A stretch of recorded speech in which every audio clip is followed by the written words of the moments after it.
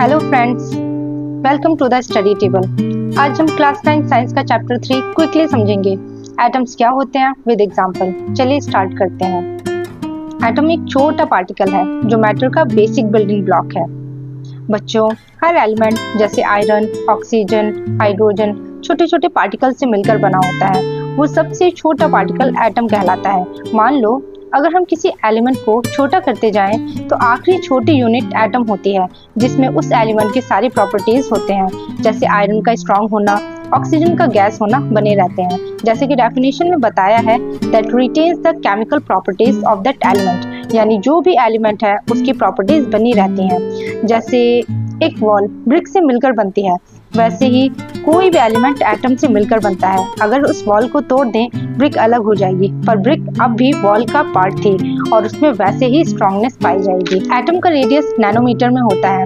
1 nanometre is equals to 10⁻⁹ metre. इतना छोटा होने की वजह से हम एटम्स को नॉर्मल माइक्रोस्कोप से नहीं देख सकते। हमें पावरफुल माइक्रोस्कोप की जरूरत पड़ती है, जैसे इलेक्ट्रॉन माइक्रोस्कोप। आगे हम इस चैप्टर में पढ़ेंगे लॉज ऑफ केमिकल कॉम्बिनेशन, जिसमें 2 लॉज हैं। फर्स्ट लॉ है law of conservation of mass and second law है law of constant proportion.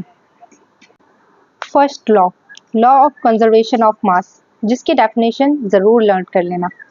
Mass can neither be created nor destroyed in a chemical reaction. इस law का मतलब होता है कि जब कोई केमिकल रिएक्शन होता है तो जितना मास रिएक्टेंट्स का होता है उतना ही मास प्रोडक्ट्स का होता है।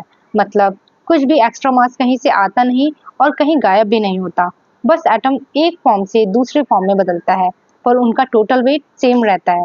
देखो, जब कैंडल जलती है, वैक्स और ऑक्सीजन रिएक्ट करते हैं और ऐश, कार्बन डाइऑक्साइड और वाटर वेपर बनते हैं।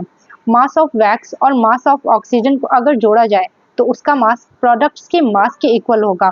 और प्रोडक्ट्स क्या हैं इनके? ऐश, कार्बन डाइऑक्साइड और वाटर वेपर। देखने में कैंडल छोटी हो गई, पर मास डिस्ट्रॉय नहीं होता है, बस गैसेस में बदल जाता है। Law of constant proportion.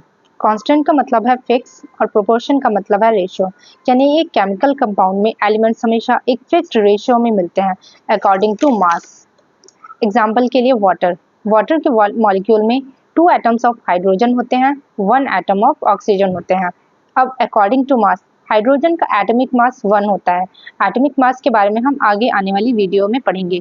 तो इसमें हाइड्रोजन के 2 एटम्स हैं, यानी 2 × 1, और ऑक्सीजन का एटॉमिक मास 16 होता है।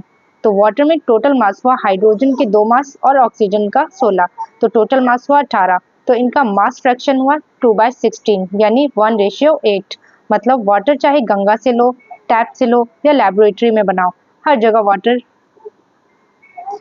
वाटर में हाइड्रोजन और ऑक्सीजन का रेशियो 1/8 ही होगा। इसका मतलब नेचर में हर कंपाउंड अपनी एक फिक्स्ड रेसिपी फॉलो करता है, और यही ये लॉ कहता है कि प्रोपोर्शन कभी चेंज नहीं होता है। बस दोस्तों, इतना ही फॉर टुडे। अगर वीडियो पसंद आई है तो लाइक, शेयर एंड सब्सक्राइब करना मत भूलना। See you in next video. Bye bye.